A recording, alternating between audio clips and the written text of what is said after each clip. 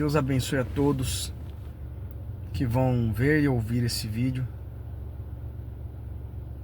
Eu estava trabalhando, eu faço viagens para aplicativo de vez em quando. E hoje eu estava aqui para iniciar minha manhã aqui na região de Campinas. E eu tive a inspiração de fazer um vídeo, gravar um vídeo. Eu espero que todos que ouçam e que vejam esse vídeo sejam abençoados. E eu creio que esse vídeo vai ser libertador para muita gente. Principalmente você que está dentro de uma seita. Uma seita é um lugar onde se diz que prega a palavra de Deus, mas ao mesmo tempo nega ela. E o que é uma seita? Eu queria começar isso com uma escritura. Tem outras escrituras, mas eu vou usar essa, que é a mais conhecida, que se encontra em Apocalipse 22, aqui no versículo 18. Diz assim: porque eu testifico a todo aquele que ouvir as palavras da profecia deste livro, que se alguém lhes acrescentar alguma coisa, Deus fará vir sobre ele as pragas que estão escritas neste livro. E se alguém tirar quaisquer palavras do livro dessa profecia, Deus tirará a sua parte da árvore da vida e da cidade santa que estão escritas neste livro. E o que eu quero dizer com isso? Eu peço que vocês me perdoem aí o rosto cortado. Eu improvisei, na verdade, aqui um pedestal aqui no carro e não deu para filmar. Eu não tinha programado filmar isso aqui. Eu creio que tive uma inspiração de fazer isso. E o que eu quero dizer com isso? Nós voltamos no assunto do que é uma seita. O que é uma seita? Eu quero que vocês prestem bem atenção, irmãos. Vocês que não são cristãos, talvez não vão entender o que eu estou falando. Vocês que são cristãos, mas não estão em uma seita, também talvez não vão entender. Mas vocês que são cristãos, que foram enganados por uma seita, vocês vão entender muito bem o que eu estou falando. Então, o que é uma seita? Uma seita, eu particularmente, depois que eu comecei a sofrer muito, buscando a Deus, vendo muitas divergências entre o que se pregava e aquilo que realmente estava escrito na palavra de Deus, eu comecei a buscar muito e comecei a observar algumas características de igrejas e também grupos religiosos que usam o nome de Jesus Cristo, mas que são uma seita. E observando isso, depois de muito tempo sendo enganado, eu observei algumas características que são padrões em todas elas. Mas as principais, elas são muito notórias. Mesmo a gente não vendo por muito tempo, elas são bem notórias. E o mais impressionante é que mesmo elas sendo bem notórias, a gente ainda fica muito tempo lá dentro enganado, acreditando nessa seita. E uma das principais características de uma seita que eu notei, e também com a ajuda de alguns, depois que eu comecei a perceber os primeiros sinais, né, eu fui buscar, é claro, informações, né, então eu fui buscar em livros, fui buscar em história da igreja, então busquei em várias histórias de pregadores, né, famosos que Deus usou, homens que Deus levantou durante todo esse tempo em que a igreja é a igreja na terra, né? E fui buscar também em alguns homens, alguns pregadores mais modernos, né, que falam sobre isso. E obtive um resumo, né, para entendimento melhor do que é uma seita. Acabei vendo que eu me enquadrava dentro de uma. Então, uma das coisas que é a principal de todas, eu considero a principal de todas, que uma seita ela consegue enganar as pessoas, é que elas descentralizam os textos bíblicos, né? Elas tiram o texto bíblico, eu estou dizendo no âmbito religioso cristão, tá? Se você não é cristão ou não acredita na Bíblia, né? Eu estou falando para os cristãos que acreditam que a Bíblia é a palavra do Senhor. A Bíblia é a palavra de Deus, né? A palavra infalível de Deus. Então, assim, uma das características principais, uma das mais, assim, notórias, mesmo que a gente não consiga enxergar por muito tempo, é que ela descentraliza os textos bíblicos. Ela pega textos isolados, versículos isolados, fora de contexto, e ela não mostra o contexto para você. Todas as vezes que ela vai querer te mostrar alguma coisa, ela só te mostra aquele texto. Então, por exemplo, ela pega um versículo de um livro e junta com outros versículos de outros livros, que às vezes o contexto não tem nada a ver, mas para mostrar uma suposta revelação, uma suposta outra visão, juntando aqueles textos.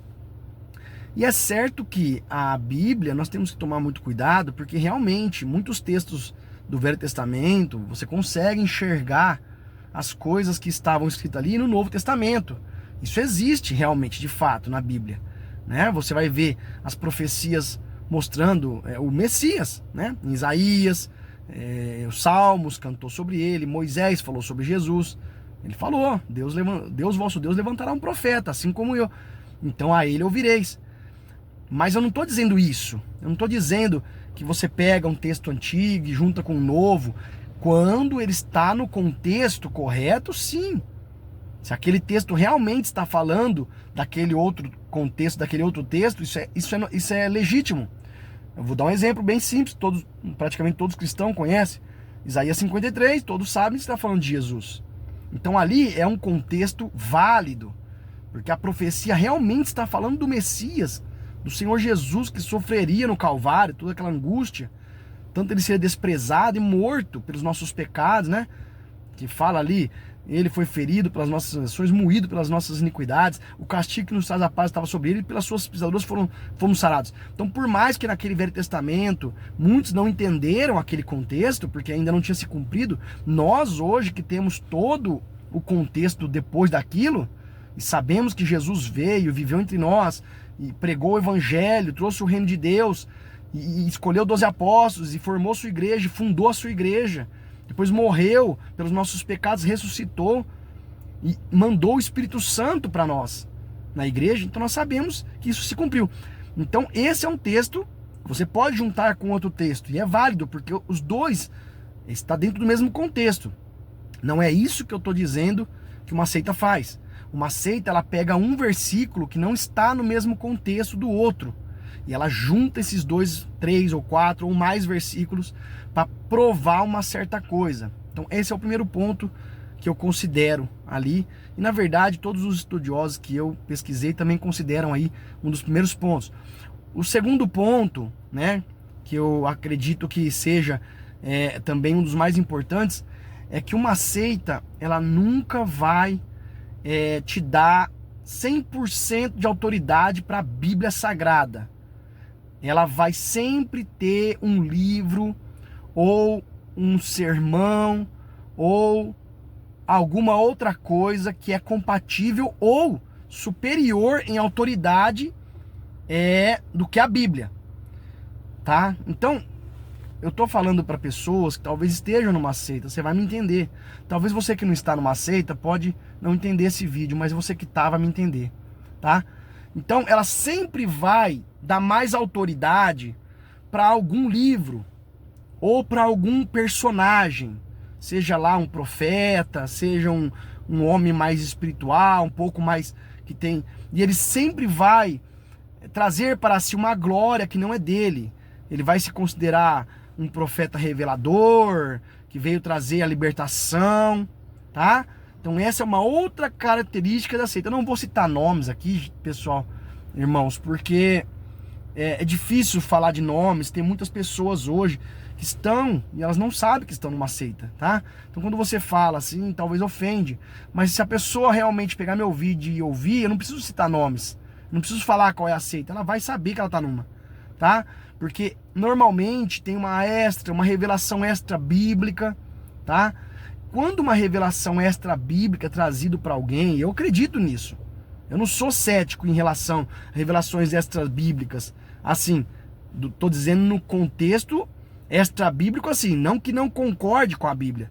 Tô dizendo uma revelação extra bíblica, vou dar um exemplo. João teve as visões de Apocalipse. E isso não está nas cartas de Paulo. Porém, ela tem que concordar. Você vê que concorda com tudo que Paulo pregou, você vê que concorda com tudo que Pedro e os apóstolos pregaram. João não teve uma revelação extra-bíblica que vinha combater ou discordar de toda a doutrina de Cristo, que Cristo estabeleceu através de seus apóstolos na igreja. Não teve. O que João viu, na verdade, corrobora, confirma tudo que foi pregado pelo Senhor Jesus e pelos seus apóstolos. E a doutrina bíblica, que é fundamento dos apóstolos, dos profetas, como está escrito na carta aos Efésios, capítulo 2, versículo 20, essa doutrina bíblica que está fundada sobre os apóstolos e profetas. Por quê? Sobre os apóstolos e profetas. De que Jesus Cristo é a principal pedra da esquina, porque tanto apóstolos quanto profetas apontavam para Jesus Cristo, tá? Quando está dizendo essa doutrina que foi fundamentada sobre o fundamento dos apóstolos e dos profetas, Paulo está querendo dizer isso, de que Jesus Cristo é a principal pedra de esquina, porque, como eu falei aqui, desde o Velho Testamento apontou para Jesus Cristo. Os judeus não entenderam isso, mas estava apontando para ele, entendeu?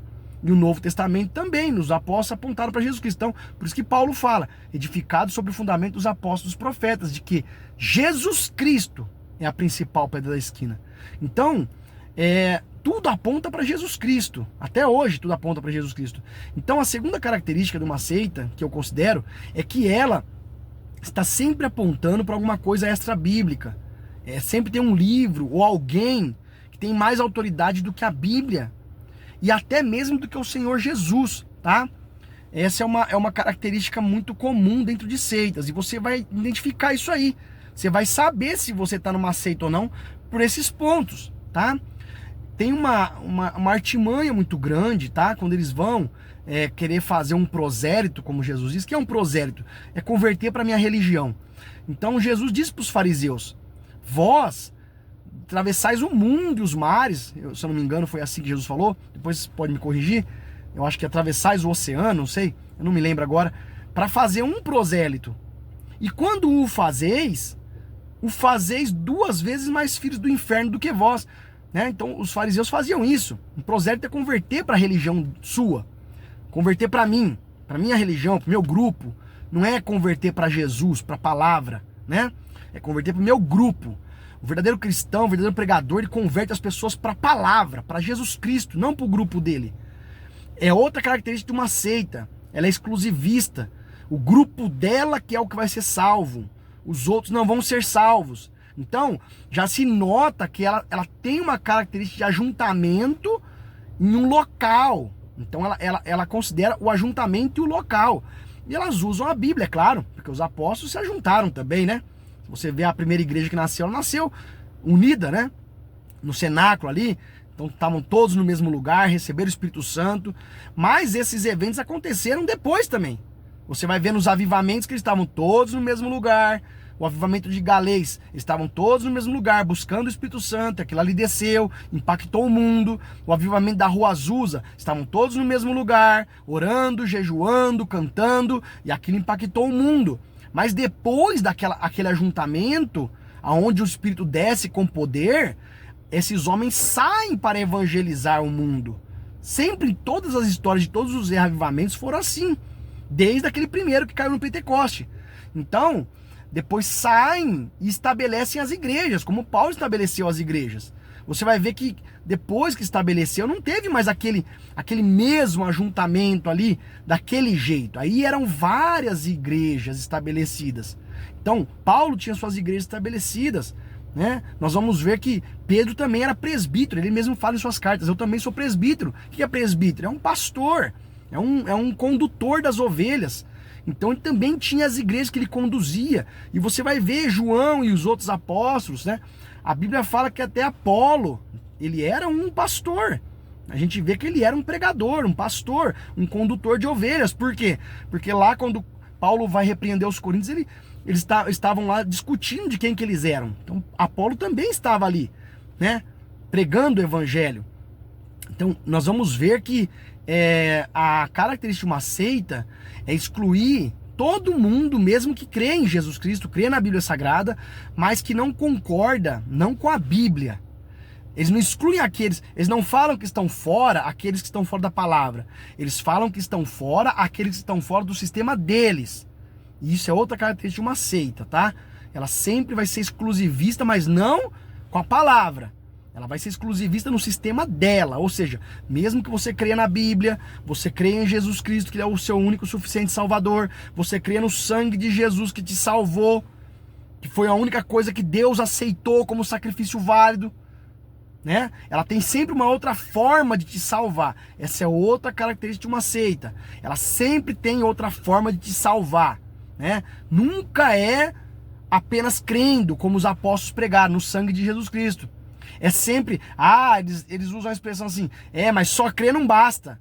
Tem que crer e praticar. Por isso Deus mandou tal pessoa para juntar o povo. Não, nada a ver isso aí. Porque na verdade, se você crê, você pratica. Isso aí é uma história, uma falácia para te confundir. Aqueles que não praticam já mostram que não crê. Essa é a verdade. Se você fala que é um crente, você diz que é um cristão e crê na palavra de Deus, não a pratica, você não crê nela. Você não crê, você diz que crê, mas não crê. Você tem que praticar aquilo que você crê. Se eu digo que eu creio em alguma coisa e eu vivo contrário àquilo que eu falo que eu creio, eu mostro que eu não creio. Defeitos todos nós temos, erros, falhas, isso é humano. O que eu estou dizendo é viver uma conduta. A sua conduta tem que mostrar aquilo que você crê. Então eles usam essa falácia para te confundir, dizendo, porque na verdade não é só crer, tem que acreditar no que ele envia. Só que aí eles pegam um homem ou algum personagem que sempre o ministério dele está vinculado a alguma coisa sobrenatural, de algum anjo.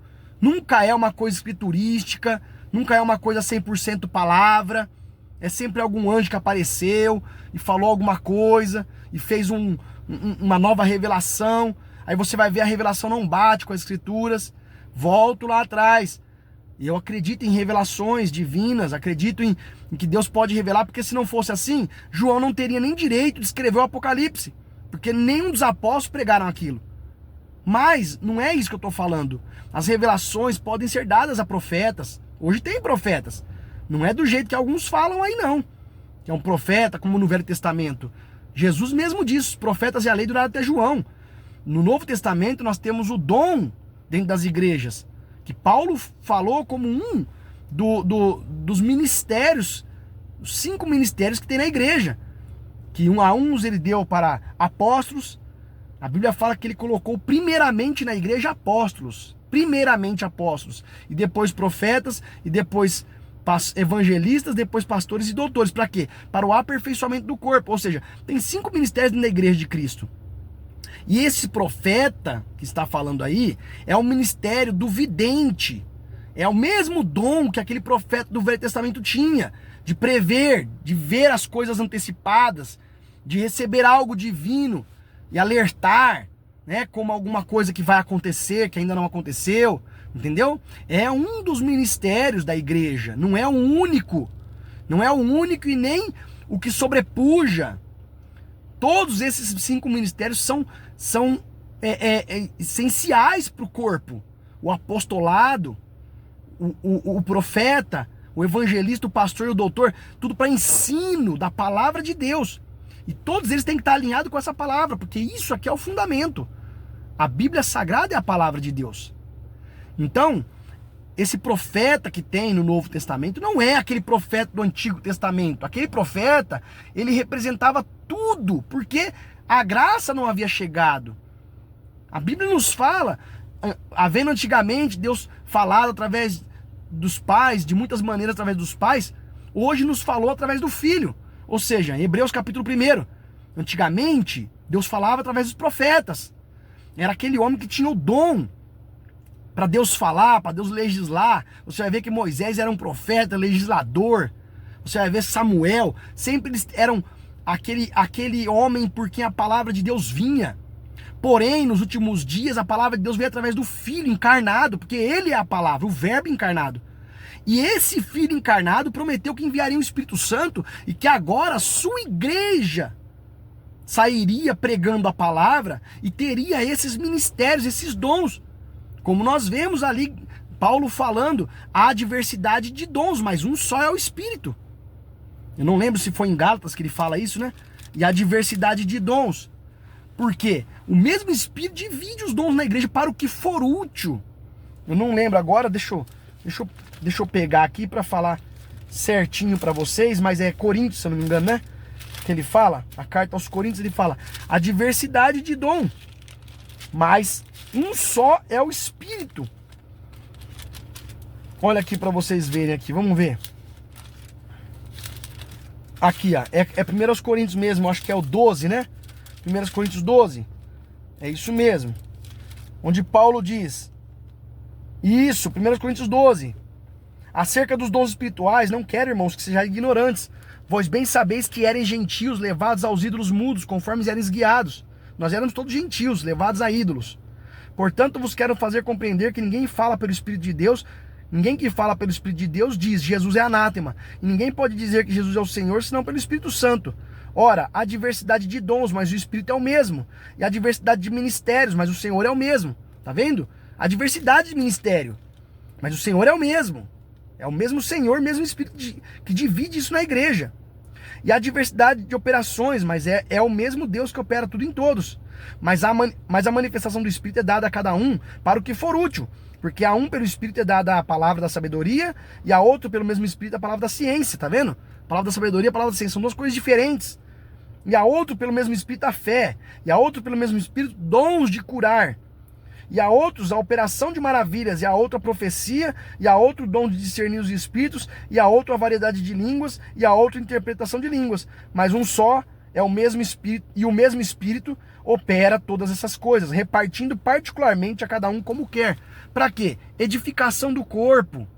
Então, nós vamos ver que essa característica da seita, que é sempre trazer um personagem ou uma revelação, uma experiência extra-bíblica que não converge com a palavra. Volto a dizer, eles vão te mostrar textos bíblicos, mas você tem que observar que não converge porque são textos isolados. Eles juntam textos isolados e fazem parecer que o que eles estão falando é a verdade. Mas se você pegar e ler o contexto daqueles textos, você vai ver que eles não estão falando sobre aquilo que eles estão querendo te falar. O contexto é outro. O contexto é outro. Eu não vou entrar em detalhes agora, mas você sabe o que eu estou falando. Você que está numa seita. O contexto é outro. Não é o mesmo contexto. Você não pode juntar dois textos bíblicos isolados, versículos isolados, sem saber o contexto daquilo que estava sendo falado.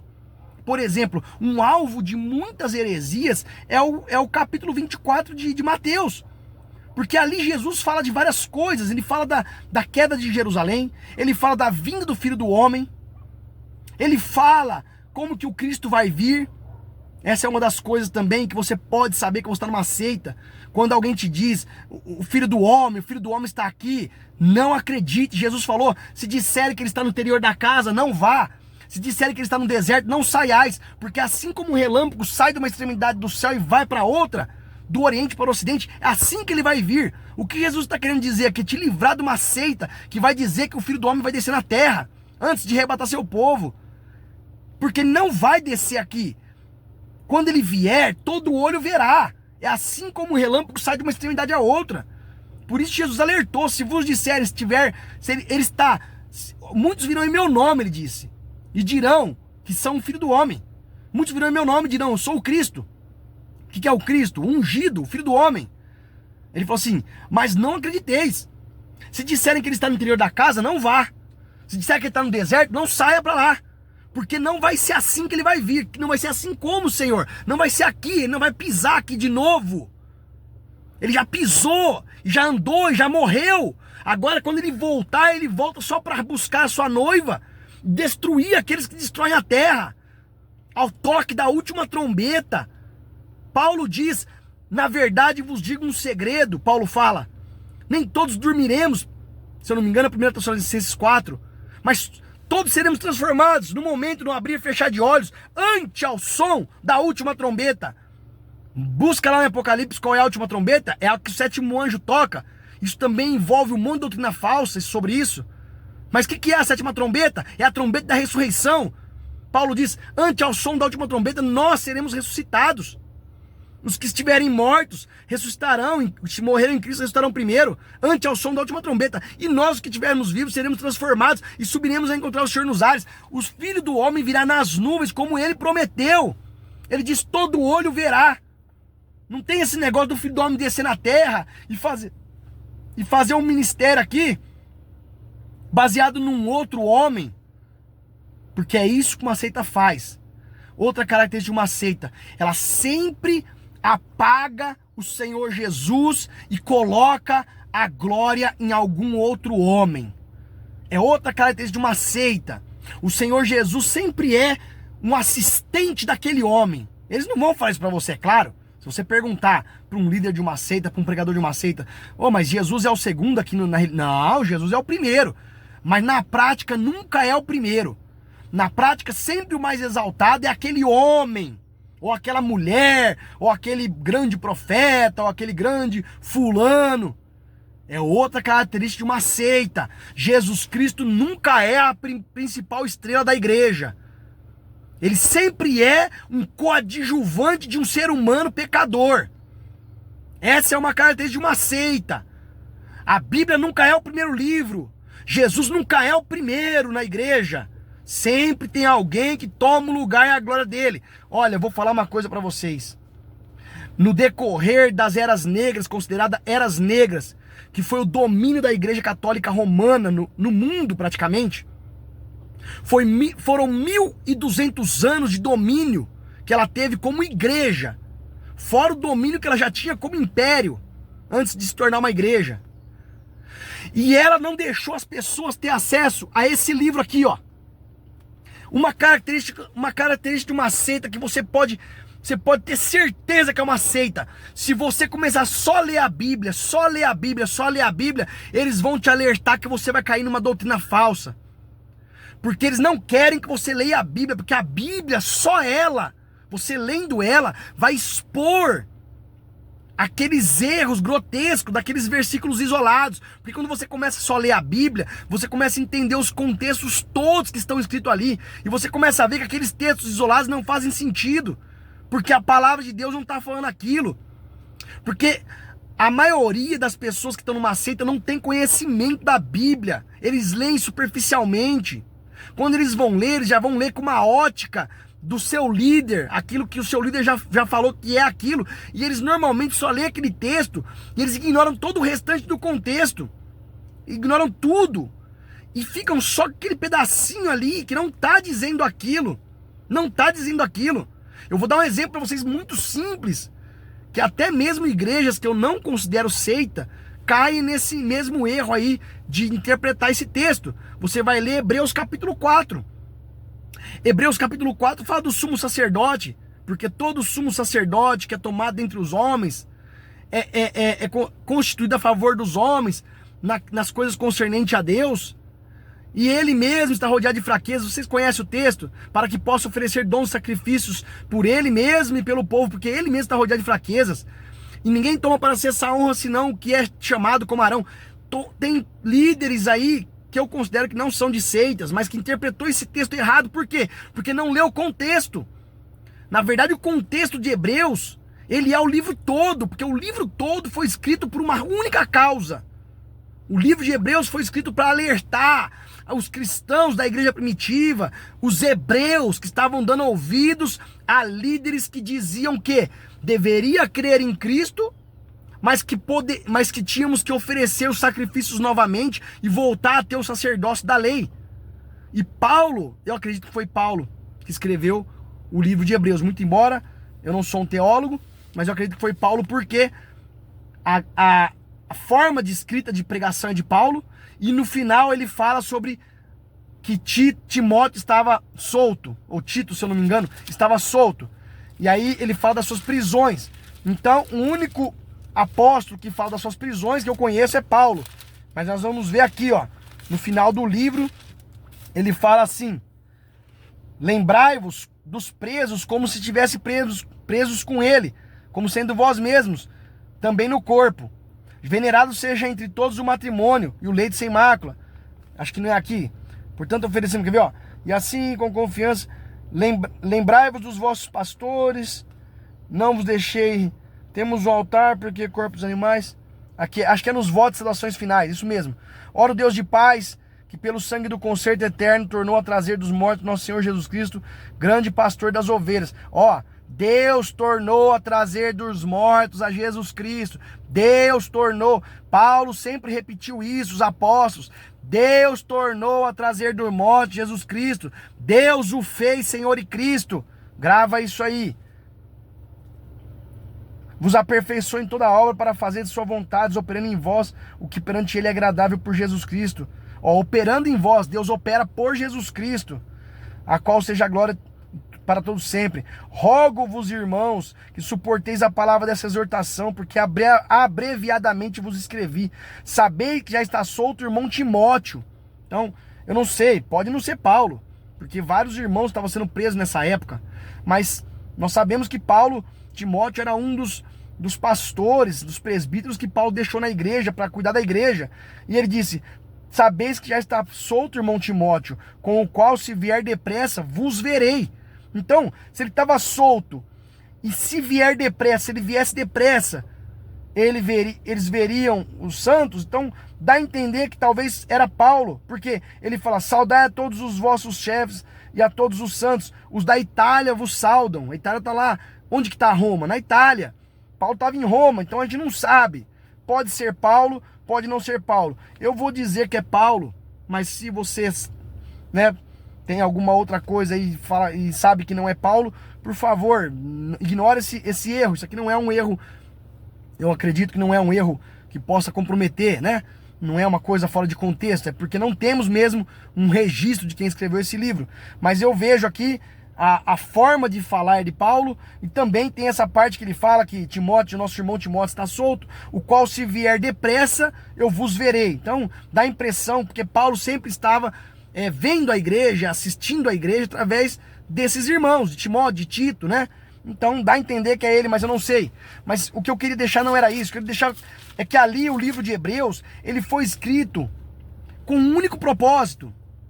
Qual foi o propósito do livro de Hebreus? Comparar a graça com a lei e mostrar para os irmãos que eles não têm mais que viver debaixo dos mandamentos da lei. Porque ela foi abolida por Cristo. Ah, você pode dizer, ela não foi abolida, porque Jesus disse, nenhum jota cairá. Ela foi abolida para nós. É a mesma coisa se tivesse uma lei de trânsito, mas você fosse absolvido dela para sempre. Então a lei continua a existir, mas você não deve mais ela. Você não paga mais por ela. Então para você ela foi abolida. Então a lei ainda existe. Jesus falou, nenhum jota cairá, e nenhum jota cairá mesmo. Porque a lei foi dada por Deus, e Deus é perfeito. Deus não erra nas suas palavras, nas suas intenções. Porém, ninguém conseguiu cumprir a lei. O único que conseguiu cumprir a lei, e por isso mesmo Deus aceitou seu sacrifício, ressuscitando-os dos mortos, porque Pedro fala disso, que Jesus foi aceito, e aí Pedro diz que Deus deu testemunho de Jesus Cristo ressuscitando dos mortos, ou seja, quando ele foi ressuscitado, então foi provado que Deus aceitou aquele sacrifício que ele fez. E por que Deus aceitou? Porque ele não falhou em nenhuma lei, ele cumpriu todas elas. Então Jesus cumpriu a lei por nós. E agora nós não vamos ser salvos por cumprir a lei, porque nenhum homem conseguiu. A lei foi dada por Moisés e ninguém cumpriu ela, nem mesmo Moisés. Ninguém conseguiu cumprir essa lei. Todos falharam. Se você mentiu uma vez na vida, você já descumpriu a lei. Jesus foi o único que cumpriu ela. Então, tem uma outra coisa que gera muita discussão e muita doutrina errada e muita coisa que não precisava gerar, é esse negócio, a lei não aboliu, a lei aboliu. Na verdade, a Bíblia fala, Jesus disse, não vim abrogar a lei, mas cumpri-la. Então, o que Paulo está dizendo não é contrário a Jesus, quando ele fala que a lei foi abrogada, que foi abolida para nós, porque para nós ela não tem mais efeito. Ela ainda continua sendo a lei de Deus, mas não tem mais efeito para aqueles que creem no sangue de Jesus Cristo. Porque agora nós somos salvos através de um representante legal diante de Deus, que é Jesus Cristo. Entendeu isso? Então a lei de Deus nunca vai deixar de existir e nunca vai deixar de ser válida, porque ela saiu da boca de Deus, e tudo que sai da boca de Deus é verdade. Porém, ninguém conseguiu cumprir isso. Todos estávamos condenados ao inferno, porque não íamos cumprir A lei de Deus. Jesus Cristo cumpriu a lei de Deus. Por isso ele disse, o Pai me ama porque eu sempre faço o que lhe agrada. Ó, guarda isso, o Pai me ama porque sempre faço o que lhe agrada. Então, Deus aceitou o sacrifício, ressuscitou Jesus dos mortos. E o que é o livro de Hebreus está dizendo? Se vocês notarem, a Bíblia não fala, mas dos historiadores mais famosos, um dos mais famosos é o Flávio Joséfo. Inclusive tem muitos escritos dele que provam algumas coisas que cumpriram algumas profecias que Jesus falou. Como, por exemplo, a destruição e a queda de Jerusalém. Ela não é citada na Bíblia, mas Flávio Joséfo escreve sobre ela. O general Tito Romano sitiou a cidade por 3 anos e meio. Depois fez uma matança. Matou muitos judeus. Desde ali, todos os judeus foram espalhados, inclusive cumprindo uma profecia de Daniel. Se você ler Daniel, você vai ver que lá está falando que o Messias seria tirado, seria cortado. Depois fala da abominação, da assolação no lugar onde não deve estar. E fala, Jesus ordenou, quando vires a abominação da assolação no lugar onde não se deve, aquele que estiver na Judéia. Tem muita gente que interpreta, é um livro alvo de heresias, esse livro de São Mateus, esse capítulo 24. Porque fala assim, aqueles que estiver... Tá claro que Jesus está falando naquela parte da queda de Jerusalém, porque fala, aqueles que estiverem na Judéia corram para os montes. Aonde que o Filho do Homem, quando ele vier, vai ter alguém na Judéia e vai correr para os montes? Quando o Filho do Homem aparecer nas nuvens, ninguém vai correr, ninguém vai fugir dele. Então Jesus estava falando em Mateus 24, porque aquele livro é alvo, aquele capítulo é alvo de heresias? Porque Jesus fala de vários tempos no mesmo texto. Uma hora ele está falando da queda de Jerusalém e a outra hora ele está falando da vinda dele nas nuvens, aonde todo olho vai ver. Você tem que saber separar as duas coisas. Quando ele diz assim, na verdade, quando vocês olham para a figueira, a parábola da figueira, e vê que seus brotos já brotam folhas, saber que está próximo o verão. Tem muita gente que interpreta essa parábola da figueira, fala que é Israel. Jesus não quis dizer nada sobre Israel ali. Jesus deu um exemplo, uma parábola. O que era uma parábola? Ele mostrava uma coisa para mostrar outra. Contava uma parábola para te dar um entendimento de uma coisa que ele queria falar. Então ele fala assim, vocês sabem que quando a figueira brota seus ramos, o verão está próximo. Então, igualmente vocês, quando virem essas coisas que eu falei acontecendo, que coisas que ele falou? A assolação no lugar a abominação da assolação no lugar onde não deve. Várias outras coisas que ele fala, aquele que estiver nos montes, corram para os montes, estiver na Judéia, aquele que estiver sobre o telhado, não desça em casa pegar nada. É sobre isso que ele está falando. Por isso que ele fala, na verdade, ele fala assim, não passará esta geração até que todas essas coisas aconteçam. Então ele está falando de Jerusalém, e ele está falando esta geração, não está falando aquela ou essa, como se ele estivesse falando de uma geração futura. Ele fala, na verdade, não passará esta geração sem que todas essas coisas aconteçam. Que todas essas coisas? A vinda do Filho do Homem, que ele fala depois? Não! A queda de Jerusalém, ele estava no assunto, porque ali foi perguntado 3 coisas para ele. Quando ele falou do templo, os discípulos passaram perto do templo, falou, olha, Senhor, é o templo, que lindo. Foram mostrar para ele como o templo era glorioso. Ele falou, na verdade, eu te digo, não ficará pedra sobre pedra, que não seja derrubada. Então os discípulos perguntaram, nos diz quando serão essas coisas? Quando que essas pedras vão cair desse templo, vai ser destruído? E qual vai ser o sinal da sua vinda? E qual vai ser o sinal do Filho do Homem, do fim dos tempos e da sua vinda? Então eles fazem 3 perguntas. Que dia que vai acontecer a queda do templo? Qual vai ser o sinal do fim dos tempos? E qual vai ser a vinda? Quando vai ser a vinda? Jesus responde sobre a queda do templo, quando ele fala, não corra para a Judéia, quando vier a assolação, a abominação da assolação no lugar onde não deve estar, de que profetizou o profeta Daniel. Jesus cita a profecia de Daniel. Corra para os montes, ai das grávidas, ai daquelas que estiverem amamentando naquele dia. Não está falando do fim dos tempos, tem muita heresia vinculada a isso. Está falando dali, daquela queda, daquela... Se você olhar na história, foram rios de sangue que correram ali. Roma invadiu a cidade depois de 3 anos e meio, matou muita gente. E desde então os judeus são dispersos. E encaixa perfeitamente com Daniel, porque Daniel, a profecia de Daniel fala que ali eles seriam dispersos para as nações. E aí fala de vários tempos que também são alvo de um monte de heresia, esse negócio de tempos e tempos, metade de um tempo. Esses tempos aí são alvo de cálculos, de muitas heresias que foram formadas, religiões aí, instituições antigas, grandes, formando heresias com esse negócio de cálculo de tempos. Então, a gente vai ver que é alvo de heresias. Por quê? Porque é um texto complexo, mas as coisas são tiradas de contexto, não lê o texto inteiro, não entende o que Jesus está falando. Jesus respondeu 3 perguntas. Ele respondeu quando o templo ia cair, que não ficaria pedra sobre pedra, qual seria o sinal do fim dos tempos. Aí ele fala guerras, rumores de guerras, fomes, terremotos, pestes, sinal do fim dos tempos. E da sua vinda, que ele fala, mas daquele dia e hora ninguém sabe. Pronto, ele respondeu essas perguntas. Primeira, ele respondeu, abominação da assolação, a invasão de Roma a Jerusalém. Jesus tinha profetizado antes, ele fala isso aí lá. Se você juntar, quando ele falou assim, ó Jerusalém, quantas vezes eu quis te abrigar debaixo das minhas asas, como a galinha, os seus pintais, mas tu não quiseste. Jerusalém, Jerusalém, que mata os profetas. Ele chorou sobre o Monte das Oliveiras. Depois, de outra parte, ele fala que aquela geração má, ela ia pagar por todos os homicídios que aconteceram, os profetas que morreram, desde Abel até Zacarias. Jesus fala, vai ser cobrado dessa geração aqui maligna, para que sobre ela caia todo o sangue dos profetas. De quem Jesus estava falando? Daquela geração ali. Daquela geração. E onde isso se cumpriria? Na queda de Jerusalém. Na mesma profecia de Mateus 24. Então a gente tem que entender a Bíblia com o contexto que ela está sendo falado. Porque se nós lemos os textos isolados, nós vamos formar muitas heresias.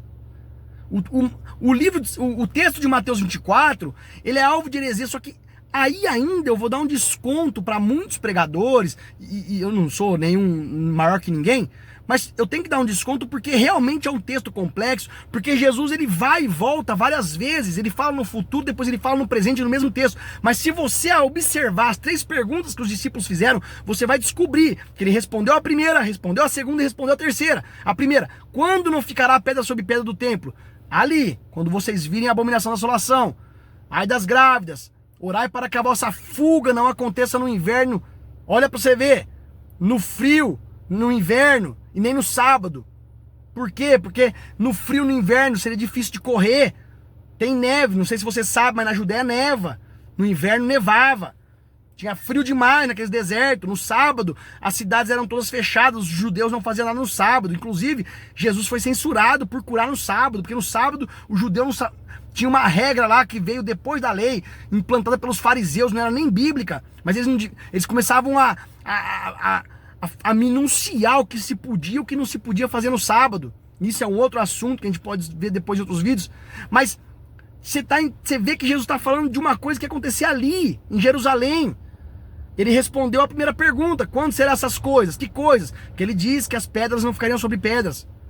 E qual será o sinal do fim dos tempos? Aí ele fala, guerras, fomes, pestes, terremotos em vários lugares, sinal dos fins dos tempos. E quando será a sua vinda? Mas daquele dia e hora ninguém sabe, mas nem o filho, mas só o pai. Outra vez os discípulos perguntaram para ele, restaurará tu esse tempo, o reino Israel? Ele falou assim, a vós não compete saber datas. Então assim, o dia e hora ninguém sabe, Jesus nunca revelou isso aí. É só o Pai que sabe. Ele disse, como o relâmpago sai do Oriente, se mostra no Ocidente, assim será a vinda do Filho do Homem. Então, o que eu quero dizer com isso? Eu prolonguei o vídeo, porque as heresias, as seitas, elas usam muito textos isolados, versículos isolados, e juntam um com o outro, fora de contexto, e cria doutrinas. Então, eu não quero incentivar ninguém a sair das suas igrejas, mas se a sua igreja... Outra coisa também que as seitas, elas pegam muito, e é fácil das pessoas saírem das suas igrejas para ir para lá, é a questão moral.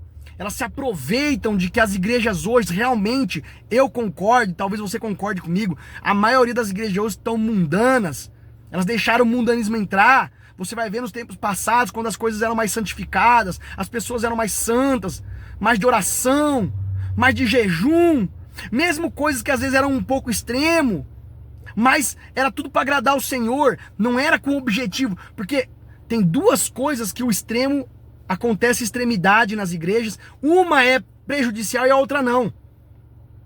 Existiam alguns extremos nas primeiras igrejas, porque aquela vontade de agradar a Deus, eles estavam cheios do Espírito Santo, eles queriam fazer o máximo possível para andar em santidade. Isso não é um extremo mal, vamos dizer assim, porque a intenção não é mal. O problema das seitas é que o extremo delas é com intenção ruim. E o que mata, meus irmãos, não é o que você faz, é a intenção com que você faz. Muitas pessoas não vão ser julgadas pelo que elas fizeram. Elas vão ser julgadas pelas intenções que elas fizeram aquilo. Você entendeu? Porque Deus conhece o coração, o homem só conhece a aparência. Deus sabe o que está lá no coração e a intenção que você está fazendo aquilo. Tem muitas pessoas que falam palavras bonitas e pregam a Bíblia, mas com intenção errada, elas vão ser condenadas por causa da sua intenção. Não foi Jesus que falou? Muitos me dirão naquele dia: Senhor, Senhor, em teu nome não profetizamos, não fizemos maravilhas. Jesus não vai falar que eles não fizeram. Não, vocês não fizeram, vocês não profetizaram, vocês não pregaram, vocês não curaram nada, é tudo mentira. Não, ele não vai falar isso, porque na verdade essas pessoas fizeram isso, profetizaram, curaram, em nome de Jesus. Mas a intenção delas era má. Qual que era a intenção delas? Praticar iniquidade. Qual que é a intenção delas? É viver com o dinheiro dos outros, ganhar dinheiro, usar o evangelho como meio de ganho. Qual que é a intenção delas? Praticar adultérios e outras coisas, e ficar impune, achar que está passando impune. E tem uma coisa muito, um fio de navalha aí, uma linha tênue entre esse negócio de você ser um pecador e de você usar disso para se justificar, para viver uma vida suja e imunda intencionalmente. Você cristão sabe disso. Eles usam muito Davi, usam muito outros profetas. Todo mundo falhou. Todo mundo falhou. Jesus disse que você olhar para uma mulher, você já adulterou com intenção. Todo mundo pecou. Como eu disse agora tempo atrás, Jesus foi o único que cumpriu a lei. Mas não é isso que eu estou falando. A conduta de um cristão, ela mostra no seu dia a dia. Você pode pecar, falhar, e Deus pode te perdoar. Qualquer pecado tem perdão, menos a blasfêmia contra o Espírito Santo. Mas se você se conduz no seu dia a dia de forma duvidosa intencionalmente, essas pessoas que falam que vivem o evangelho, que pregam, que profetizam, naquele dia Jesus vai falar: apartai-vos de mim, vocês praticaram iniquidade. Entendeu? Então, não foi Jesus que disse que essas pessoas vão falar isso? Por quê? Porque realmente essas pessoas, elas fizeram isso, elas pregaram. Mas às vezes viram uma coisa na palavra de Deus. Quantos aí pregadores que estão em seitas, às vezes as ovelhas estão enganadas, porque elas não entendem a Bíblia, mas os líderes conhecem, sabem que a Bíblia está dizendo aquilo, mas negam por alguma conveniência, negam porque não quer perder um cargo, um posto, um dinheiro, um meio de ganhar. Esses vão ser condenados naquele dia por Jesus. Jesus vai falar: vocês realmente profetizaram em meu nome, vocês realmente curaram em meu nome, mas vocês praticaram iniquidade. Porque as ovelhas às vezes são enganadas, são levadas aos montes por essas heresias, de textos fora de contextos, fazendo um homem ou alguém, um personagem qualquer, brilhar mais do que o próprio Senhor Jesus. Jesus é o centro da igreja, ele sempre foi e sempre vai ser. Mesmo nos profetas antigos ele era o centro, mesmo que eles ainda não entendiam, mas eles já profetizavam sobre ele. Ele é a palavra, o verbo encarnado, o Filho de Deus, como disse Pedro. Então, essas heresias e seitas, sempre Jesus não é o primeiro. Observa isso. A glória é sempre de um homem. A salvação vem através de um homem, de alguma coisa que você faz, ou de uma igreja. Tem igrejas que falam que é a igreja que salva. A igreja não salva ninguém. Quem salva é Jesus Cristo.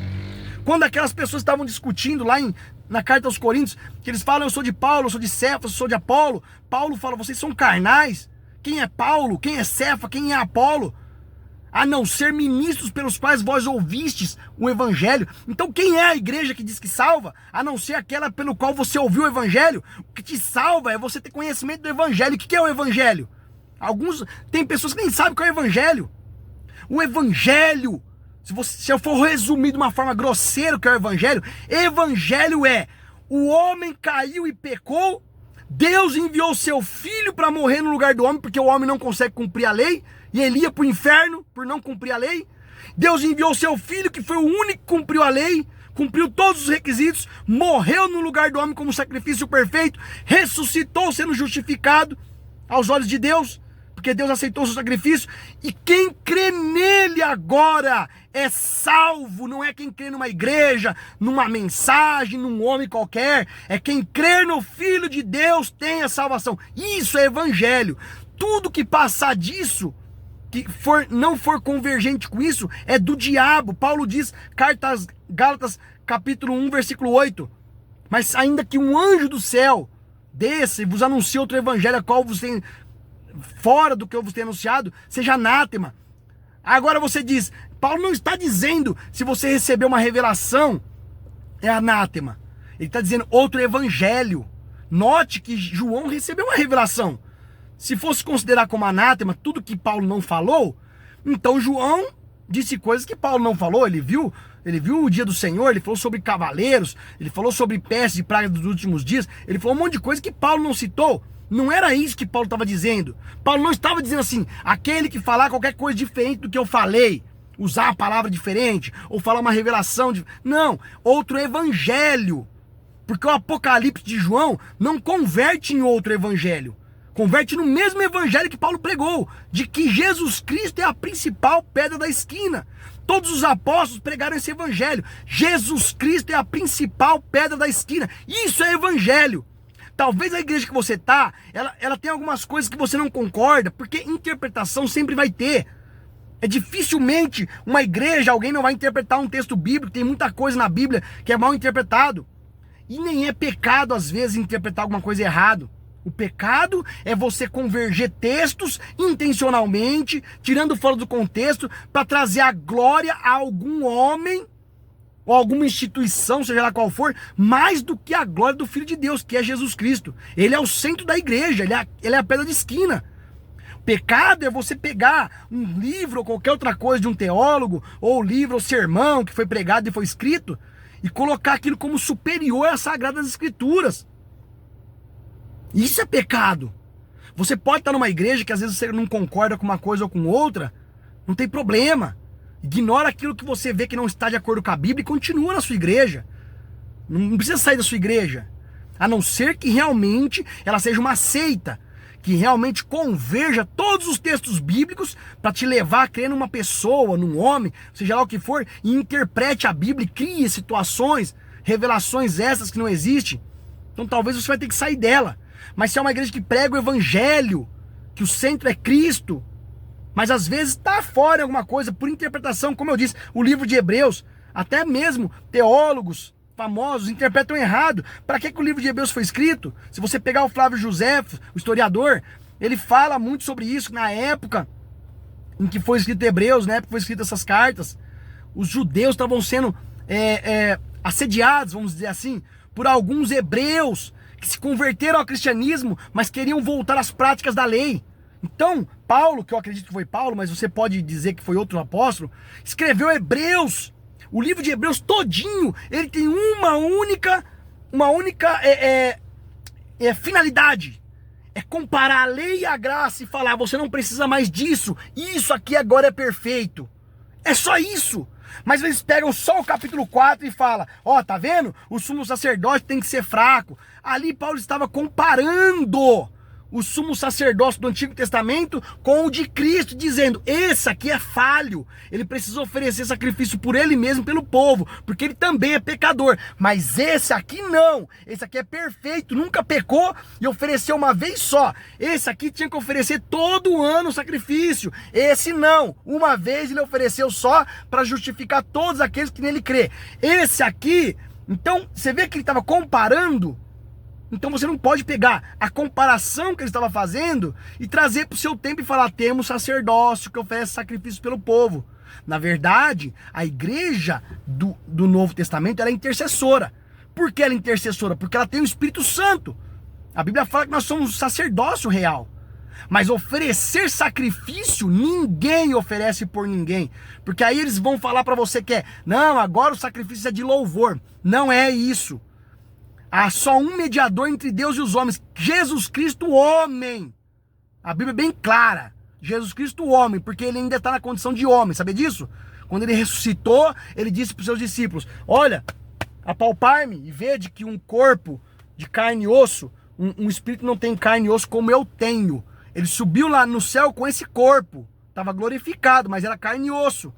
Então, por isso que Paulo fala, não há nenhum mediador entre Deus e os homens, apenas um, Jesus Cristo, homem. Ele fala no tempo presente, Jesus Cristo, homem. Então, o único homem que media entre você e Deus é Jesus Cristo. Se alguém falar para você que ele oferece um sacrifício por você ou pela igreja, ele está no lugar de Jesus Cristo, ele está tomando o lugar de Jesus Cristo. Então a característica de uma seita, uma das piores que eu considero, é alguém tomar o lugar de Jesus Cristo na igreja. Alguém ter mais glória do que ele. E outra coisa, a igreja católica por muito tempo proibiu a leitura dessa Bíblia. Proibiu. Por quê? Porque isso aqui liberta as pessoas, isso aqui mostra a verdade. Isso aqui mostra que você está numa seita, que você está sendo enganado. Se você está num lugar que você falar que você começou a ler só a Bíblia, eu estou lendo só a Bíblia, não tem problema, não estou falando para você não ouvir os sermões, não é isso. Por isso que eu falei no começo do vídeo, só quem está numa seita vai entender o que eu estou falando. Talvez você não esteja, por favor, não tome isso para você. Eu não estou dizendo que você não tem que ouvir seu pastor, nada a ver. Até porque é bíblico ter pastor, ter apóstolos, ter profetas, você tem que ter. A igreja é um corpo, você não vive sozinho nessa terra. Se você está sozinho, você está fora do corpo, está desligado. A igreja é um corpo, então você tem que ter um corpo onde você vai, congrega, tem comunhão. Porque Deus opera através dos indivíduos. O Espírito Santo não deu um dom para uma pessoa só, um dom Juan. Não existe isso na igreja. O Espírito distribuiu para todos, para que ninguém se glorie, ninguém é o dono da salvação. Por isso que o Espírito distribuiu para todos, para aquilo que for útil para o corpo, para o crescimento do corpo. Eu não estou dizendo para você, como desanimando de você ir na igreja, os desigrejados que tem aí hoje. Muito embora, nos tempos da igreja católica, muitos eram desigrejados, mas porque aquilo ali foi um tempo de perseguição. Ela mandava matar quem não concordasse com ela. E não deixava você ler a Bíblia. E sabe qual era o pretexto? É o pretexto que muitas seitas usam. Muitas seitas usam. Outro alerta para você que está numa seita. O pretexto que a igreja católica usou para não deixar ninguém ler a Bíblia era que a Bíblia era de difícil interpretação. Que ela era uma Bíblia, uma coisa muito confusa. E que precisava de um ser humano iluminado por Deus, alguém especial para interpretar as escrituras, e que o leigo não pode fazer isso. Mentira! Mentira, porque as escrituras estão na mão do povo que tem o Espírito Santo, ela é suficiente para guiar a igreja. E todas as vezes que você vê alguém desanimando de você ler a Bíblia, fica de olho, porque a Bíblia é a palavra de Deus, ela não pode ser desanimada. Note que Martinho Lutero, ele foi contra um sistema gigante para pôr essa Bíblia nas nossas mãos de novo, porque até então nós não tínhamos acesso a ela. Só os clérigos da igreja católica podiam ler. Ela estava escrita numa língua que ninguém conhecia, só aqueles que estudavam latim. E o que aconteceu quando a Bíblia foi tirada da mão do leigo? Trevas. Porque aí a igreja podia colocar qualquer regra que era verdade. A mesma coisa você vai observar em alguns tipos de governos, em alguns tipos de... Eu não vou entrar em assunto do governo, porque eu não faço parte desse negócio de discussão política, mas você vai notar em alguns sistemas aí pelo mundo afora, em vários âmbitos, não vou falar de política aqui, estou falando de vários âmbitos, que eles dão honras mais para a ignorância, eles aplaudem a ignorância. Por quê? Porque a ignorância tem que ser difundida entre as pessoas, porque quanto menos você conhecer, mais fácil você é manipulado. E isso acontece no meio das igrejas. Como que a igreja católica implantava aquelas regras totalmente antibíblicas, indulgências e pagar pela alma que está no inferno e outras coisas bizarras que não tem na Bíblia, não existe no Evangelho de Cristo isso. Jesus já pagou todos os nossos pecados. Você tem que crer no sacrifício dele. É isso que é exigido pela palavra de Deus. Mas por que a igreja católica tinha êxito em implantar essas doutrinas falsas, malignas? Porque ninguém tinha o conhecimento, a ignorância era predominante. E Martinho Lutero viu isso, foi inspirado por Deus para nos libertar e tirar essa Bíblia lá daqueles lugares sombrios, daquela igreja sombria que dominou por 1200 anos. E matou muita gente que discordou dela. Eu não quero atacar você católico aqui, mas a igreja católica matou gente demais. Ela assassinou cristãos, cumprindo aquilo que Jesus falou. Chegará o tempo em que vocês serão mortos. E muitos vos matarão, achando estar fazendo um serviço para Deus. Tá vendo? Ela matou achando estar fazendo um serviço para Deus. Matou muitos crentes. Matou um monte de gente. Então... o que acontecia? A ignorância predominava, as pessoas não sabiam. Então, esse negócio de que você é leigo demais para entender a Bíblia é uma tática do diabo para você não ter a palavra de Deus na sua mão. E aí você fica à mercê de qualquer regra, de qualquer heresia que uma seita tenha para te falar. Porque você não tem conhecimento bíblico. Você não sabe se aquele contexto está enquadrado no que eles estão pregando, biblicamente falando. E aí ela vem com qualquer heresia e cria doutrinas falsas, doutrinas que não existem na Bíblia, doutrinas que os apóstolos combateram, doutrinas que os pais primitivos combateram. Tem doutrinas que estão aí nas suas igrejas, nas suas seitas, que os pais primitivos combateram elas. E vocês têm como bíblica. Os próprios apóstolos combateram, os discípulos dos apóstolos combateram. Leia se você tiver acesso. Outra característica de uma seita, eu vou falar mais uma: ela não deixa você ler nenhum livro de outro autor, ela não deixa você ver uma pregação, ela não deixa você saber quem foi Martim Lutero, ela não deixa você saber quem foi John Wesley de verdade. É só aquilo que eles falam pra você sobre eles. Você só sabe aquele pedacinho, você não conhece a história toda deles. Ela não deixa você ler uma biografia de um cristão verdadeiro, de Jonathan Edwards, dos homens que abalaram as nações com o Espírito Santo, dos avivamentos, do avivamento galês, do avivamento da Rua Azusa. Ela não deixa você ter esse conhecimento. Por quê? Porque você tendo esse conhecimento, você vai tomar consciência de como o Espírito Santo trabalha com vários homens e várias mulheres, inclusive, tá? E aí você não tem esse conhecimento, vai ficar muito mais fácil de você idolatrar o homem que elas querem que você idolatra, que é o único que salva, entendeu isso? É característica de seita. Ela não vai deixar você ter acesso a leituras de outras obras, do evangelho, de homens grandes que Deus usou. Eu falo grandes no sentido de que foram usados para grandes obras. Ninguém é grande diante de Deus. Só Jesus Cristo, só Deus é grande. Então, mas a característica da seita é você não deixar você ver. Mas se você tiver acesso, se você tiver um pouco mais, isso aqui, essa palavra entrou no seu coração, e você atinou para isso, dá uma olhadinha no livro de São Irineu. São Irineu, que para algumas seitas aí, ele é, inclusive, um dos mensageiros. Mas dá uma olhadinha no livro dele. Você vai ver, ele escreveu 3 volumes, se eu não me engano, de um livro chamado Contra as Heresias. Você sabe quem era Irineu? Irineu era discípulo de Policarpo. E sabe quem era Policarpo? Policarpo era discípulo do apóstolo João. Ou seja, Irineu, ele foi quase contemporâneo com o apóstolo João. Era muito mais difícil Irineu estar numa doutrina falsa do que nós agora, 2000 anos depois. Porque Irineu estava recente ali do evangelho. Ele foi convertido por um discípulo direto do apóstolo São João. Então, ele tinha muito mais doutrina da igreja primitiva do que nós temos hoje.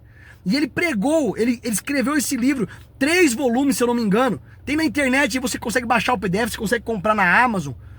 Esse livro chama Contra as Heresias. E ele fala tudo que era pregado naquele tempo, que era heresia. E você vai se surpreender quando você lê esse livro. Que você acredita em um monte de heresias que foi combatido pelos pais da igreja primitiva. E que foram trazidos 2000 anos depois como uma revelação. Você não vai nem acreditar que aquilo era uma heresia. Coisas que você diz que crê, que vem de Deus, de revelação, e que os pais da igreja primitiva chamou de doutrina de demônios. Outra coisa das heresias também, das seitas, é falar que uma pessoa vem no final dos tempos para revelar tudo que não foi revelado pelos outros profetas. Não tem nada que precisa ser revelado. Todo o evangelho completo foi entregado para os apóstolos e eles difundiram isso durante todos, para o mundo inteiro. O que João viu no Apocalipse, tem muita coisa que já aconteceu, está respondido já. Tem muita coisa que é literal, muito embora o Apocalipse seja um livro de símbolos, bastante símbolos, mas tem muita coisa ali que é literal e são interpretados pelas seitas como figurado. Eu vou dar um exemplo para você. O cavalo vermelho diz que ele tinha uma espada e ele fez com que os homens se matassem uns aos outros. Me mostra aí aonde isso é uma figura. Está falando que os homens se matariam uns aos outros. É literal. Guerras. É literal. Não tem figura nenhuma aí. Não tem misticismo nenhum em volta disso. Está dizendo que esse cavalo vermelho é um espírito que traria guerra sobre a terra. A Bíblia é bem clara quando fala do cavalo vermelho. Fala assim: e os homens se mataram uns aos outros e fizeram guerra uns com os outros. Não tem interpretação nisso aí. Olha aí, o cavalo amarelo está dizendo que é peste, fome, pragas. É literal. Tem muitas coisas no Apocalipse que são símbolos, mas tem coisa que é literal. Aquele cavalo talvez era um símbolo, mas o que ele estava acontecendo, o resultado daquele cavalo é literal. Você vai ver que é literal. As pragas do Apocalipse são literais.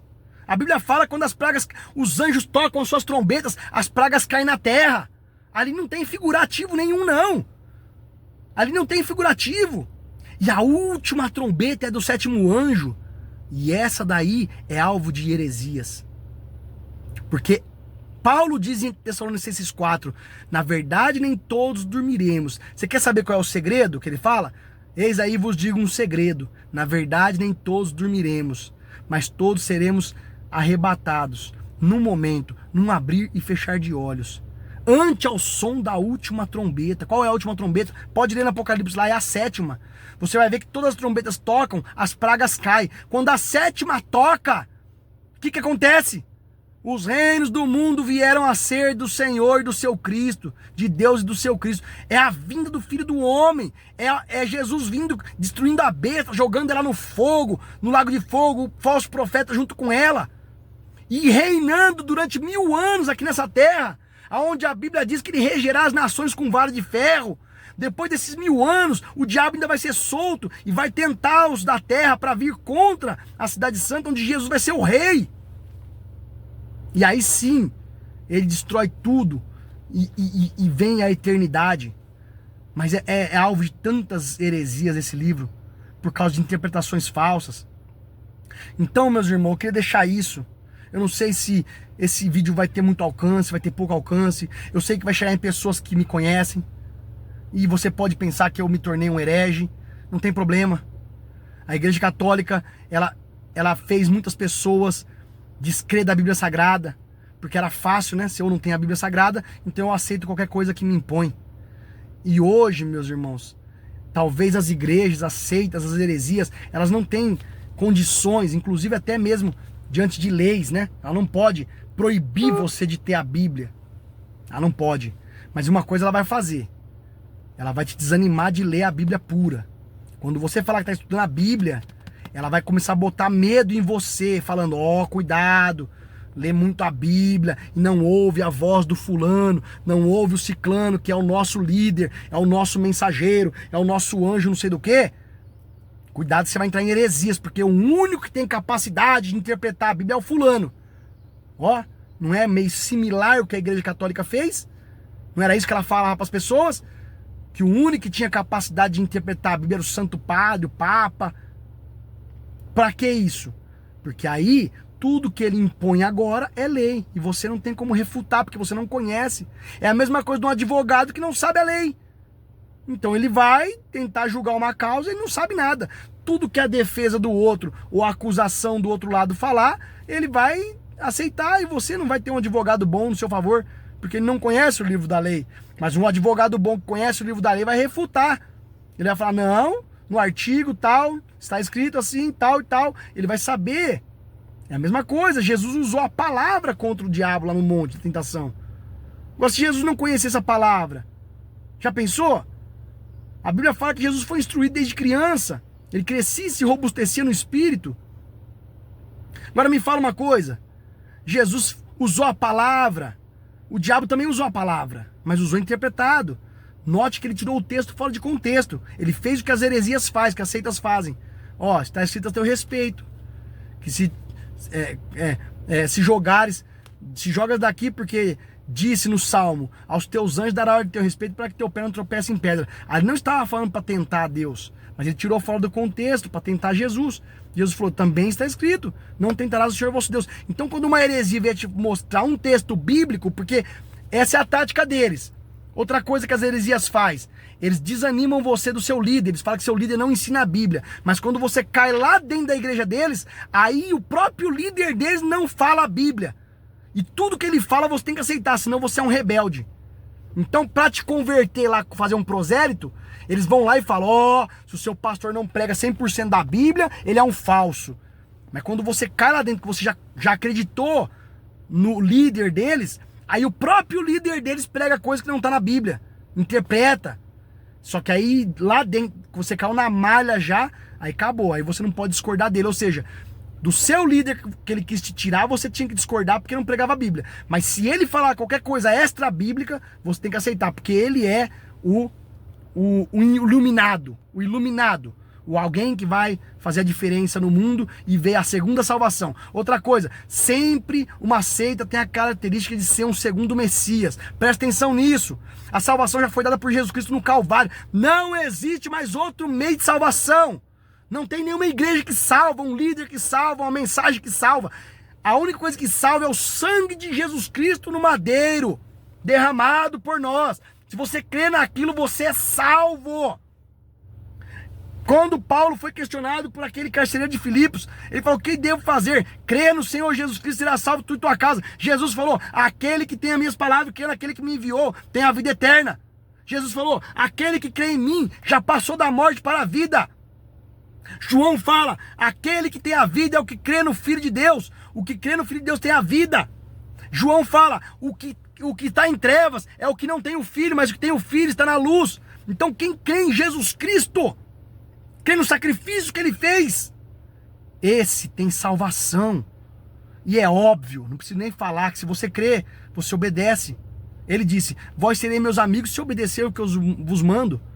Então não tem esse negócio de que não basta só crer, tem que obedecer. Não existe essa palavra.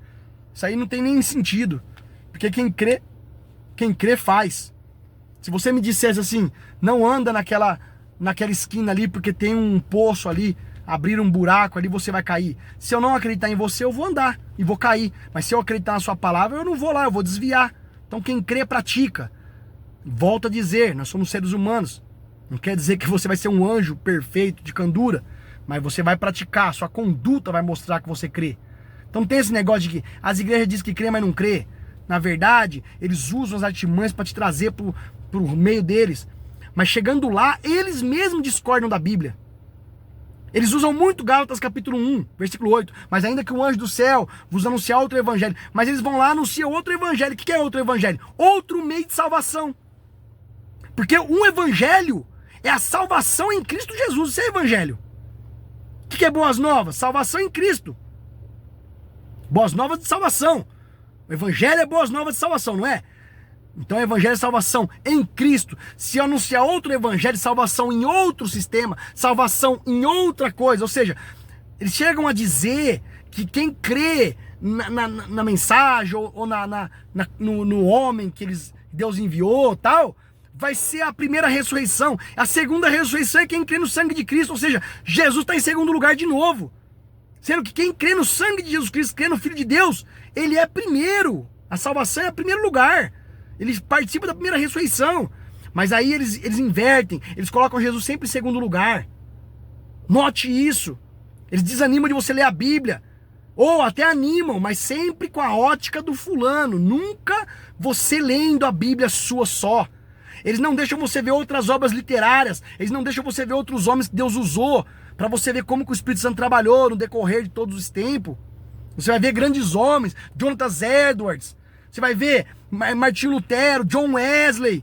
Você vai ver homens que foram para a Índia, para a China, difundiram o Evangelho. Você vai ver os avivamentos. Você vai ver vários homens simples que Deus usou. Smith Wigglesworth. E você vai ver outros, como até alguns aí que são citados, mas nunca deixam você ver a obra deles inteira. Por quê? Fala assim: você não pode ficar vendo essas coisas porque o perfeito é isso aqui, Deus trouxe para nós através do fulano. Esses outros aí Deus usou, e até às vezes até blasfemam, fala: isso aí é enchimento, isso aí não é nada, você não pode ouvir Billy Graham, você não pode ouvir ninguém, porque isso aí é enchimento, não preenche. Na verdade, outra característica da seita, ela te faz um prisioneiro. Se você discorda deles, eles não têm amor, eles têm ódio. A característica da seita é que eles têm ódio também. Enquanto você está crendo junto com eles lá, você é o irmãozinho amado. Mas quando você mostra alguma coisa na Bíblia, principalmente na Bíblia, viu? Porque eles são contra a Bíblia. E aí vai contra o líder deles, que eles consideram um Deus, eles idolatram. Eles são idólatras, a maioria deles são idólatras. Aí você vira um demônio. Eles começam a te difamar e já mostra que não são cristãos. Porque aqui o que eu estou fazendo é uma denúncia, não estou difamando ninguém. Mas eles te difamam o teu pessoal. Eles vão no teu pessoal. Eles começam a te chamar de demônio. Porque eles não são de Deus. Eles são uma seita. Eles têm ódio no coração. Eu não estou dizendo das pessoas que estão lá dentro. Eu estou dizendo do sistema. E principalmente dos líderes. que conhecem as escrituras, mas por conveniência ou por idolatria, continuam pregando e usando como porrete. É a mesma coisa que estava lá com os fariseus. Usam a lei como uma forma de oprimir as pessoas. A lei não era legítima? Claro que era. Mas a forma que aqueles fariseus usavam ela não era legítima. A palavra de Deus é legítima, mas a forma com que alguns usam ela não é legítima. E outra característica de seita, eles sempre colocam fardos pesados, eles pregam a graça, mas eles vivem na lei. Eles pregam a graça, mas eles vivem na lei. Eles colocam, eu não estou dizendo para você ser um mundano, eu também creio na santidade. Eu creio numa santidade porque toda vez que teve santidade na igreja, Deus usou, o Espírito Santo desceu e operou. Eu também creio na santidade. E eu não vou entrar em detalhes de costumes aqui, mas eu creio na santidade, porque eu creio que o Espírito Santo é santo. E eu creio também que as igrejas hoje, a maioria estão mundanas. Eu creio nisso também. Muito embora isso é um assunto que tem que ser discutido minuciosamente. Mas uma característica também nítida de uma seita é que eles pregam a graça, mas eles vivem na lei. Eles estão sempre se justificando por obras. E é claro que um cristão vai ser exortado, vai ser corrigido. Paulo exortou as igrejas quando estavam todas desordenadas. Pedro também exortou, João, os apóstolos. Não estou dizendo que não deve se pregar doutrina, exortar, corrigir as pessoas que estão andando carnalmente. Não é isso. É que eles sempre estão colocando um fardo maior do que todo mundo, que nem eles conseguem suportar. Então é seita. Normalmente os líderes fazem isso, líderes de seita. E eles escravizam as pessoas ficam oprimidas lá dentro. Muitas pessoas gostam, porque elas têm uma conveniência lá. Ou um cargo, ou dinheiro, alguma coisa assim. Mas a maioria estão sendo oprimidas e não tem saída. Por isso que eu acredito que esse vídeo vai chegar a muita gente e pode libertar muita gente. E eu quero fazer mais. Esse aqui foi genérico. Eu não citei nomes, não falei nada. Não quero entrar em detalhes de nomes, de seitas. Mas se você estudar a Bíblia, meu amigo, e ver o que Deus fez através das eras, eu nem vou falar eras, porque a Bíblia nem usa essa expressão eras. A Bíblia só usa essa expressão eras em algumas partes. Não existe eras da igreja. Tudo isso também é coisas que foi inventada por homens. Não foi. Se você procurar os antigos livros dos pais apostólicos, dos cristãos primitivos, não tem nada de eras ali. Não tem nada disso. É tudo uma invenção. Isso é o que a seita faz. Invenções baseadas na Bíblia.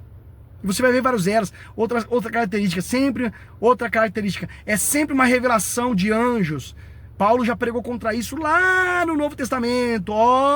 Esse negócio de culto dos anjos aí, pretexto de culto dos anjos. Por isso que ele fala em Gálatas ainda que um anjo descer do céu, porque também tinha esse negócio no tempo dele. Era esse negocinho de receber de um anjo. Cuidado. Eu creio em revelações, porque isso é dons na igreja. Mas Paulo ordenou os dons para que não acontecessem essas coisas. Às vezes, por falta de saber ordenar os dons na igreja, as pessoas, elas tiram os dons. Outra coisa da seita, elas morrem, elas não têm mais dom. Ninguém fala em línguas, ninguém tem profecias. Por quê? Porque se os dons operar na igreja, várias coisas vão ser expostas. Imagina o dom de profecia operando na igreja, as revelações. Imagina o dom de línguas, as coisas que operavam na igreja primitiva. Vai expor muitas coisas que estão lá dentro, corrupção. Outra coisa de seitas, sempre tem bastante corrupção envolvida nos líderes. Sempre estão envolvidos com coisa suja, imunda e continuam liderando. É coisa de seita. E por quê? Ele sempre tolhe os dons, falando que já passou, que não precisa mais. Por quê? Porque se tiver os dons, o Espírito Santo operar, o Espírito Santo é vivo. O Espírito Santo é vivo, ele é uma pessoa. E se você aceitar ele vai falar na igreja. Agora, eu também acredito na ordem, como Paulo pregou. Não é assim, a torta e a direita. Paulo falou, se 2 profetizarem, profetizem 2 no máximo. Quer dizer que várias pessoas falavam ao mesmo tempo, viu? Vocês que falam que profecia não é dada no meio da igreja. Paulo falou assim, profetize por parte vocês, 1 ou 2 no máximo. E se alguém tiver sentado for dada alguma revelação adicional, o primeiro se cala. Então quer dizer que era várias pessoas falando na mesma hora. Não era igual vocês falam aí não, que tem que ir lá e falar pessoalmente. Não, isso acontecia, mas com ordem. Porque o espírito do profeta sujeita ao profeta. Paulo falou assim: eu prefiro que todos vós profetizem do que falem em línguas, porque se entrar um indouto e todos vós estiverem falando em línguas, ele não vai entender, vai falar que vocês são loucos. Mas se todos vós estiverem profetizando, então os segredos dos seus corações ficarão manifestos, e eles saberão que Deus está no vosso meio. Esse negócio de falar que Deus revelou o segredo do coração só para uma pessoa, a única que teve o dom de revelação do coração, sendo que Paulo falou lá que o dom de profecia revela os segredos do coração. Por isso eles não aceitam o dom de profecia na igreja, não aceitam os dons. Aceita tem a característica de tolir os dons, porque toda vez que o Espírito Santo desceu de forma massiva, os dons fluíram. Agora é claro que eu vou ser bem bíblico aqui, se não tiver a ordem vira bagunça mesmo, por isso que Paulo ordenou. Mas tolir também não é bíblico. Deus abençoe vocês. Espero que eu tenha falado alguma coisa que ajude alguém que esteja preso nesses sistemas de seitas malignas feitas por homens, que gloriam homens e deixam a palavra de Deus em segundo lugar. Inclusive, eles têm ódio quando você vai falar da palavra de Deus. Alguns têm ódio, porque eles estão tão idolatrando uma pessoa que eles não creem mais na Bíblia Sagrada. Mas lá para ir tirar você da sua igreja, eles dizem que tem que crer 100% na Bíblia. Mas quando você cai na igreja deles, no sistema deles, aí o líder deles pode falar contra a Bíblia, que aí é aceito porque ele pode. É mais ou menos assim que funciona, irmãos. Então tem várias características aí. Uma delas é a morte espiritual. Deus não fala mais através de nada lá. Às vezes tem uma oração, dom de cura, alguma coisa assim, mas tem em vários lugares. Até porque Jesus disse que naquele dia, muitos dirão para ele: profetizamos e curamos em seu nome. Mas nunca é uma manifestação plena do Espírito. Note isso. Às vezes a sua igreja você não concorda com algumas coisas, mas veja se o Espírito está operando lá dentro. Porque toda vez que uma igreja tende a ficar com as Escrituras, o Espírito tem liberdade para operar. Mesmo que às vezes esteja algumas coisas erradas. Tem várias coisas erradas nas igrejas hoje. Muito mundanismo, muito envolvimento com o mundo. Não há separação em algumas. Mas veja se eles não tolhem o Espírito. Veja se eles não têm outra coisa que vai além da Bíblia. A Bíblia é a palavra de Deus, ela é primordial, ela é o primeiro lugar. Jesus Cristo é a estrela mais brilhante da igreja. Se isso estiver sendo pregado na sua igreja, mesmo com algumas coisas que você não concorda, continue ali, sirva a Deus de coração. Amém? Deus abençoe. Deus abençoe a todos. Eu tô passando aqui de novo, eu gravei um vídeo lá no carro. E agora eu vim aqui num lugar que eu gosto de vir para ficar sozinho com Deus e orar. E eu lembrei de mais duas características que eu acredito que vocês vão conseguir entender como que funciona uma seita. São duas características bem padrão de todas as seitas. A primeira, eles pegam você no escândalo das igrejas, ou em alguma coisa que difama. Dificilmente eles conquistam uma pessoa pelo evangelho, é sempre difamando. E o que eu estou fazendo aqui não é isso, tá? Eu estou denunciando uma seita, uma coisa que está extra bíblico. Eles não fazem isso, eles fazem denúncia. Eu estou falando porque eu já fiz isso, tá? Eu também já fiz isso, eu fui culpado. Mas eu era ignorante. E hoje eu enxergo a Bíblia. Mas eles fazem isso, eles vão na questão moral, pega lá na denominação, os escândalos nas igrejas denominacionais, que eles chamam de denominação, né? Mas quando você cai lá dentro, lá também tem escândalos, né? E aí, mas você já tá na malha, então aí já era, né? Você não tem como sair fora. E outra coisa também que eu lembrei aqui é que eles não costumam reformar pessoas, é diferente, é difícil uma pessoa ser restaurada, né? Quando você erra com eles, mesmo que você não errou com a Bíblia, você não cometeu um pecado imperdoável, mas você errou com eles, somente os líderes, tá? Normalmente você é uma pessoa sem conserto, eles te excluem, você nunca mais é uma pessoa que tem conserto. Eles te definham. Você fica lá dentro, mas só morrendo. Porque você discordou deles ou errou com eles, entendeu? Eles não deixam discordar deles também, é outra característica. Você não pode discordar, você tem que aceitar tudo sem questionar. Eu entendo que um cristão não fica questionando a palavra, mas questionar coisas erradas sim, porque a Bíblia fala, Jesus louvou lá em Apocalipse uma igreja que puseram à prova os apóstolos que diziam ser apóstolos e não eram. Ele deu louvor para aquela igreja. E a Bíblia fala de uns crentes de Bereia que pegavam tudo que Paulo pregava e conferiam com as escrituras. Então, questionar a palavra é infalível. A palavra é Deus. Mas questionar doutrinas falsas e apóstolos falsos e profetas falsos, sim. Isso aí você deve fazer. Então, é uma característica dele, que eles põem medo. Ah, se você questionar, é igual a Igreja Católica fez. O que ela falava? Se você questionar a Santa Igreja, o Santo Padre, você vai morrer no inferno. Então, nota que a seita sempre tem essa característica de pôr medo, tudo pelo medo. É por medo, que não questiona, senão você vai morrer, não questiona. Mesmo que você estiver questionando baseado na palavra de Deus.